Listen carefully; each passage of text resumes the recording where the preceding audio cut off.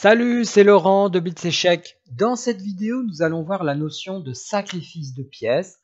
Parfois, dans une partie, on peut être amené à sacrifier une pièce, c'est-à-dire donner une pièce à l'adversaire, évidemment avec un but précis, donc soit faire échec et mat, soit gagner du matériel au-delà de la pièce sacrifiée. Je vous donne un exemple. Je sacrifie un fou, mais le but derrière est de gagner la dame adverse. Donc dans ce cas-là, évidemment, comme la dame vaut plus que le fou, eh bien j'ai gagné du matériel. Voyons cette notion de sacrifice de pièces au travers quelques exemples. Regardez la position que vous avez sous les yeux. On voit tout de suite que les blancs sont mieux dans cette position car ils sont mieux développés et le roi blanc a fait petit roc, donc il est à l'abri, tandis que le roi noir est encore au centre de l'échiquier et ce faisant, il est vulnérable. Les blancs vont en profiter brillamment en sacrifiant une pièce. Donc regardez, là les blancs jouent dame prend E4, donc effectivement ce qui sacrifie une pièce, puisque les noirs, si ils le désirent, peuvent prendre cette dame. Donc on sacrifie bien la dame. Regardons ce qu'il se passe si les noirs prêtent cette dame. Eh bien, cavalier prend. Et donc là, les blancs font fou prend F7, échec et mat. En effet, le fou fait bien échec. Le roi ne peut pas prendre le fou car la tour protège le fou. Et enfin, le roi ne peut pas aller ni en F8 ni en E7 car il serait échec par le fou. Revenons à la position de départ pour voir ce qu'il s'est passé. Pourquoi les blancs n'ont pas tout de suite fait fou prend F7? Eh bien parce que dans ce cas-là, le roi aurait pu prendre le fou parce que la tour ne protégeait pas le fou. À cause de quoi? À cause du cavalier F6. C'est donc ce cavalier F6 qui empêche de faire fou prend F7. C'est donc pour ça que les blancs font dame prend E4 dans le but que les noirs prennent la dame. Et donc du coup le cavalier n'est plus en F6 et donc rien n'empêche les blancs de faire fou prend F7, échec et mat. Alors, on peut se poser la question, est-ce que finalement les noirs étaient obligés de prendre la dame E4? Non, mais que peuvent-ils jouer d'autre? Ils sont échecs. Le roi ne peut évidemment pas aller en E7, il serait toujours échec par la dame. Il ne peut pas aller en F8 non plus, il serait échec par le fou. Alors, la seule chose qu'il peut faire, c'est mettre une pièce entre le roi et la dame qu'il met en échec. Donc pour ça, il y a deux coups possibles, ou dame E7, mais dans ce cas-là, il y aurait tout simplement dame blanche en E4 prend dame E7, et là, le roi noir ne pourrait pas reprendre la dame parce qu'il serait échec par le fou. Donc il y aurait tout simplement échec et mat. En effet, on peut le faire dame E7, dame prend E7, échec et mat. Revenons en arrière, donc on voit que le coup de la dame en E7 ne fonctionne pas. Reste donc cavalier E5, mais dans ce cas-là, eh bien du coup, il y a dame prend cavalier. Donc là, non seulement les noirs n'ont pas pris la dame que les blancs offraient, entre guillemets, mais au contraire, c'est eux qui donnent un cavalier. Et avec toujours les mêmes problèmes, parce qu'il y a toujours des problèmes d'échec. Et donc là, les noirs vont être contraints de faire fou E6, mais là, les blancs vont faire fou prend fou E6 et les noirs vont perdre, ils ont trop de déficit matériel et le roi noir est toujours en extrême difficulté. Voyons un autre exemple et donc un autre sacrifice. Dans cette position, nous voyons que les noirs ont fait petit roc alors que les blancs n'ont pas encore roqué. Dans les vidéos précédentes, nous avons pu voir que roquer était extrêmement important puisqu'il mettait son roi à l'abri.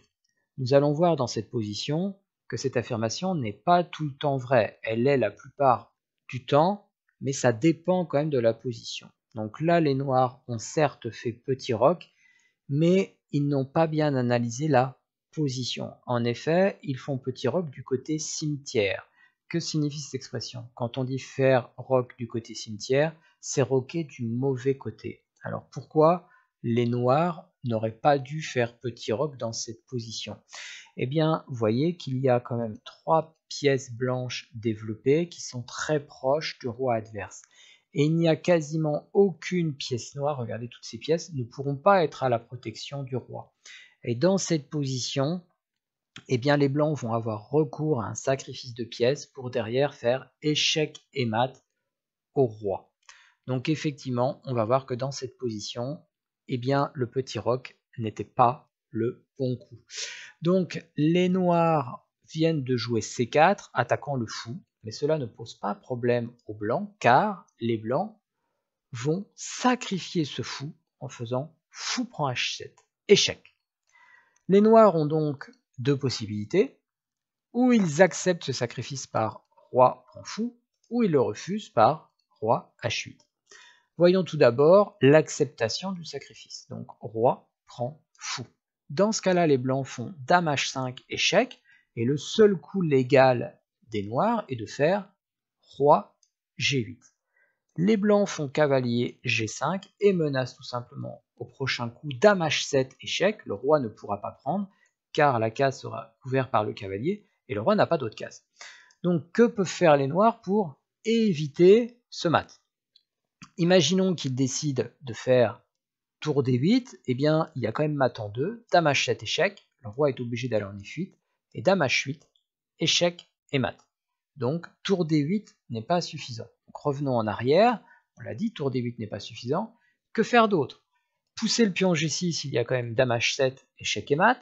Pousser le pion F6, il y a quand même dame H7, échec et mat, parce que le roi ne peut pas fuir en F7 à cause du cavalier. La seule manière, malheureusement pour les noirs, d'échapper au mat est de donner leur dame, et donc de prendre le cavalier. Donc, imaginons qu'ils le fassent. Évidemment, les blancs gagnent la dame. Donc faisant le bilan des opérations, les blancs ont sacrifié un fou, mais pour cela ils ont gagné un pion et une dame, et même si pendant tous ces coups ils ont de nouveau perdu un cavalier, ils sont largement gagnants. En effet, une dame et un pion, ça vaut beaucoup plus qu'un fou et un cavalier. Donc ils ont fait un sacrifice en se disant ou je fais échec et mat si mon adversaire joue mal, mais même s'il joue au mieux, eh bien oui, je sacrifie un fou et derrière je perds un cavalier, mais je gagne une dame et un pion. Donc l'avantage matériel est pour moi. Et donc effectivement, même si les noirs continuent cette partie, les blancs sont complètement gagnants. Et donc si les blancs ne font pas d'erreur, ils gagneront très facilement cette partie. Voyons la variante où les noirs refusent le sacrifice par roi H8. Donc certes, le sacrifice a été refusé, donc les blancs n'ont pas perdu de pièce finalement. Au contraire, ils ont gagné un pion, le pion H7. Alors, l'avantage blanc ne réside pas dans le fait qu'ils ont gagné un simple pion, mais ô combien qu'ils ont gagné le pion H7, c'est-à-dire l'un des pions qui protégeait le roi. Je vous rappelle que quand on fait petit roc, c'est évidemment pour se cacher derrière ces pions. Sauf que là, dans cette position particulière, eh bien les blancs ont pu prendre ce pion, et donc le roi n'est plus protégé, et donc le roc finalement est une mauvaise idée, puisque le roi va se retrouver sans protection, donc très vulnérable. Donc voyons cette suite, on va s'apercevoir que finalement refuser le sacrifice est encore pire, car il conduit à l'échec et mat. En effet, les blancs jouent dame H5, et l'idée, quasiment quel que soit le coup des noirs, va être de jouer fou G6 pour créer un échec à la découverte qui va mener à l'échec et mat très rapidement. Donc voyons quelques coups noirs pour que vous compreniez bien. Par exemple, cavalier C6, donc on l'a dit, les blancs jouent fou G6, échec. Le roi est obligé d'aller en G8, et là, dame H7, échec et mat. En effet, le roi ne peut pas prendre la dame à cause du fou. Revenons en arrière et voyons si les noirs ne jouent pas cavalier C6. Imaginons que les noirs se disent je vais jouer tour D8, comme ça mon roi va pouvoir se sauver. Ils vont certes gagner un petit répit, mais ça sera de courte durée. En effet, fou G6, échec, roi G8, dame H7. Alors certes, le roi peut bien aller en F8, puisque la tour a bougé en D8, donc roi F8, mais là, dame H8, échec et mat. Je reviens en arrière, et en fait, aucun coup ne sauve la partie. Aucun. Donc le mat ne saurait être évité. Il peut être retardé, en effet, si les noirs donnent leur dame, donc effectivement les blancs seront contraints de prendre la dame, donc le mat va être retardé, mais le mat va arriver. Voyons une autre position. Dans cette position, les blancs ont un énorme avantage. En effet, le roi noir est très vulnérable, puisque déjà il est déroqué, et surtout, les pièces blanches sont extrêmement bien développées, ce qui va permettre aux blancs de faire passer le roi de vie à trépas. Toutefois, aux échecs, il n'est pas toujours évident de trouver la conclusion, même dans une position nettement avantageuse. Les blancs vont réussir de manière magistrale en faisant un sacrifice de pièces. Voyons comment les blancs arrivent à cette idée de sacrifier une pièce. Les blancs, pour continuer leur attaque, souhaitent faire cavalier D5, pouvant créer échec, voire même peut-être un échec et mat. Le problème, c'est qu'actuellement, cette case D5 est protégée par le cavalier F6. Donc, si les blancs font cavalier D5, échec, eh bien, les noirs joueraient tout simplement cavalier prend cavalier D5, et ça ne serait qu'un échange de pièces. Certes, bien sûr, les blancs regagneraient le cavalier, ce serait un échange de pièces, mais disons que l'attaque blanche n'aurait pas beaucoup d'intérêt. Malgré tout, les blancs sentent que cette idée de cavalier D5 est forte. Il faut juste régler le problème de ce défenseur, le cavalier F6 qui défend la case D5. Donc l'idée des blancs est de dire j'aimerais jouer cavalier D5, mais il ne faudrait pas qu'il y ait ce cavalier F6. D'où naît l'idée du sacrifice, et donc les blancs se disent je vais prendre ce cavalier, même au prix de ma dame. Donc je sacrifie ma dame pour prendre le cavalier. Donc la dame qui est en D4 prend le cavalier en F6. Donc sacrifice de dame. Les noirs peuvent prendre cette dame de deux manières, soit du pion, soit du roi. Voyons le pion. S'ils prennent du pion, il y a tout simplement échec et mat. En effet, le cavalier crée un échec. Le roi ne peut donc pas rester en E7. Il ne peut ni aller en E8, ni aller en E6 à cause du fou. Et enfin, il ne peut pas prendre ce fou à cause du cavalier. On est donc bien en présence d'un échec et mat. Donc je reviens en arrière. Prendre du pion n'est donc pas possible. Les noirs ont donc deux possibilités. Ou ils prennent la dame, ou ils peuvent aller sur une autre case. Mais on va s'apercevoir qu'ils ne peuvent pas aller sur une autre case. En effet, ils ne peuvent pas prendre le fou, puisque, eh bien, il sera échec par la dame. Ils ne peuvent pas aller en E8 ni en E6 à cause du fou. Donc, les noirs, le seul coup légal qu'ils ont, c'est bien de prendre la dame. Ils n'ont pas d'autre choix. Donc, contraints, ils prennent la dame. Et là, les blancs jouent leur idée première, c'est-à-dire cavalier D5, créant un échec, même si le roi est en F6. Voyons maintenant les cases où peut aller le roi. Le roi ne peut pas prendre le cavalier, puisqu'il sera échec par le fou, c'est donc pas un coup légal. Le roi ne peut pas aller en G6 ni en E6 à cause du fou. Le roi ne peut pas prendre le fou à cause du cavalier, et donc il ne peut pas aller en E7 à cause du cavalier. Donc le seul coup légal, une fois de plus pour les noirs, est de faire roi E5. Mais vous voyez que ce roi monte, et un roi, plus il est au centre de l'échiquier, plus il est vulnérable. Donc les blancs continuent dans leur idée, cavalier F3, échec. Donc de nouveau, le roi doit bouger. Quelles sont les cases possibles?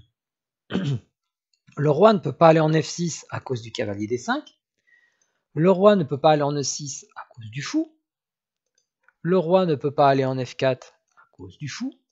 Le roi ne peut pas aller en D4 à cause du cavalier. Le roi ne peut pas prendre le cavalier à cause du pion, à cause du fou. Donc la seule case pour le roi est bien de prendre le pion. Donc ils sont obligés de faire roi prend E4.